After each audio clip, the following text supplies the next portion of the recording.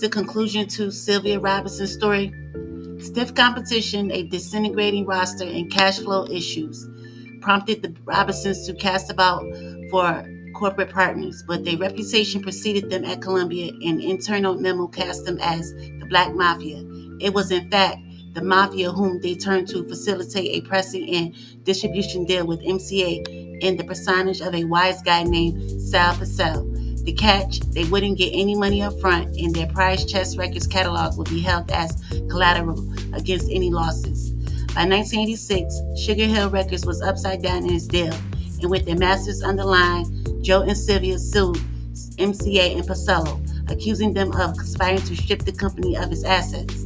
A 4-year legal battle ensued, and by the time MCA settled, keeping the Chess Records masters, but replenishing Sugar Hill's, Sylvia and Joe had divorced. Acquaintances and Sylvia herself intimated that the divorce was as much about splitting their business interests and making sure Joe paid her as it was about personal differences. Their ongoing arrangement was a peculiar one. Their son Leland recalled how every night between 5:30 and 6, Joe would still come by the house and take Sylvia out on a dinner date. He would drop her off and go home. Sunday mornings, he would get up and bring bagels to the house as well. Let their son tell it, Joe didn't want the divorce to have an impact on him and his siblings. Good Friends was the name of Sylvia's first solo venture.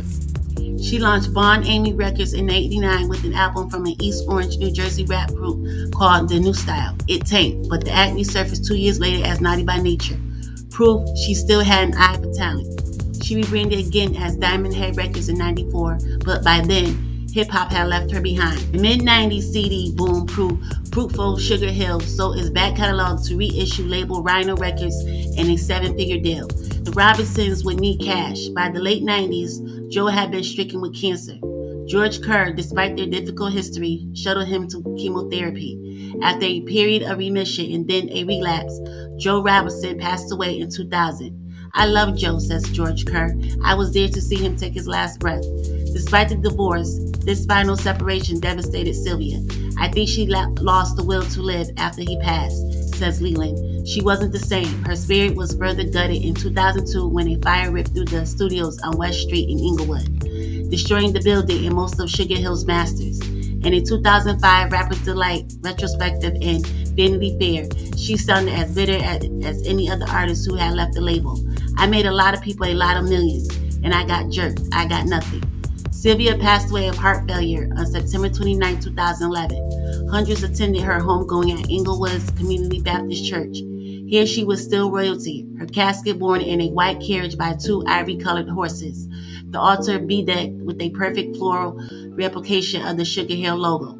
In the last decade of her life, had turned her business over to her 3 sons. They inherited not only the enterprise, but some of the bad practices that had built.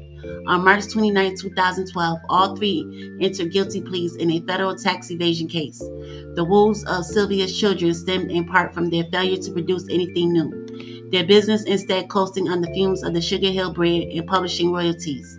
Every dollar they earned, in one way or another, Mama had made possible. Rondo Robinson passed away suddenly in 2014. Not long after Joey buried his brother, he walked into a meeting with Hollywood producer Paula Wagner and told his mother's story. Paula Wagner snatched up Sylvia's life rights. She couldn't identify with the story more than a bit. Paula had risen from agent to producer to CEO of United Artists until a messy exit and a split from her business partner, Tom Cruise, in 2008. She wasn't afraid to be alone in the creative wilderness, says Paula of Sylvia. She has to face the music business in the 70s, a very male-dominant world. Paula remains confident the movie will go into production, but declines to say when. A biopic of his mother's life, long story, was a long-time goal for Joey, but he didn't live to see it. He also passed away of cancer in 2015. Whatever an eventual film may portray, the story of Sylvia Robinson doesn't tie up neatly. Any audit of her involves examining a tricky balance sheet of career-making generosities complicated by her tendency to pay her own injuries in slights forward. But to give credit where credit is due, from Mel to Curtis Blow, from Russell to Rick, from Latifah to Missy, Biggie to Tupac, Jay to Dame, Kim to Foxy, Wayne to Drake, Nicki to Cardi, every dollar hip-hop earns, Mama Sylvia Robinson made possible. This is what KRS-One had to say about Sugar Hill Records. Sugar Hill Records is the worst thing that ever happened to hip-hop. When Sugar Hill Records came out, a woman named Sylvia Robinson and her husband owned all of rap, if you can fathom that in your head. He continued, there was one record label that had all the top rappers of the day on it, and no other company had that. Had we stuck together, black people wouldn't be where they are today. That's $10 billion a year gone, thanks to Sugar Hill Records. All the best rappers, and they're not even getting treated right. Here's what Leland Robinson, the last living son of Sylvia and Joe Robinson, replied to KRS-One's viral video of his mama and daddy's record label. People have always talked about us, but I felt that I had to address it this time. Sugar Hill is the best thing to happen to hip-hop. Here you have a woman and her husband who took the chance of making hip-hop records and putting them out worldwide independently themselves. I just think that without them, we wouldn't be in the position that we are in today. Leland went on to explain what may have caused KRS-One's statement. Back in 87, he put out Criminal Minded. Sugar Hill had already closed down in 85. In 91, Jack Allen of B-Boy Records came over to rent space at Sugar Hill Records because we had a big building. By then renting space, Jack Allen and Joe Robinson did some business together. Sugar Hill re-released the Criminal Minded album in 91. That was 4 years after the initial release. We distributed the album, and it was our responsibility to pay Jack Allen and B-Boy Records. B-Boy Records is now obligated to pay the artists.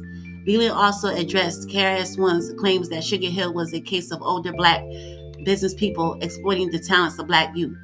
KRS is going off of hearsay of other artists. How would he know? Numbers don't lie.